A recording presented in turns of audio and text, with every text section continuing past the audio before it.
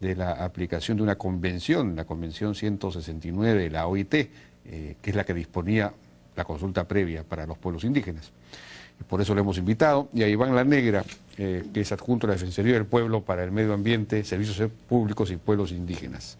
¿Cómo están? Buenas noches, ¿cómo les va? ¿Qué tal?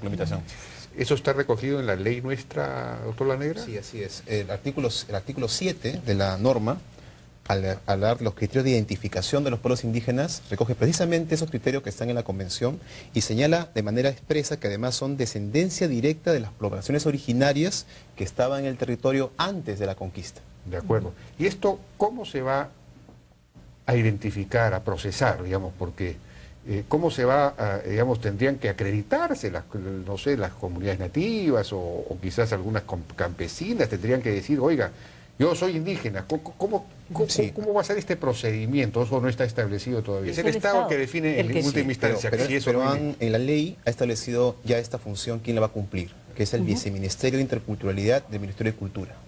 Y ese viceministerio tiene que crear una base de datos oficial, donde tiene que haber una determinación precisa de los pueblos indígenas y de sus instituciones representativas. De manera que en esa base de datos esté cuáles son esos pueblos, dónde están ubicados, la información étnica y cultural del mismo y además cuáles son las organizaciones representativas de dichos pueblos. Pero me imagino que tiene que haber, hablando de consulta previa, una consulta a estos pueblos para ver si se cumplen los criterios subjetivos, es decir, si realmente se autoidentifican, o es una decisión a priori de la... No, es exactamente una decisión que tiene que tomarse con participación de los pueblos indígenas y es una tarea pendiente. O sea, en verdad lo que ha ocurrido es que el Estado peruano no ha hecho el trabajo de hacer esta identificación.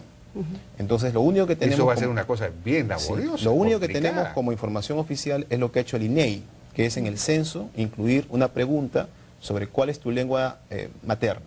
Y si es nativa, ha considerado a esa población como indígena.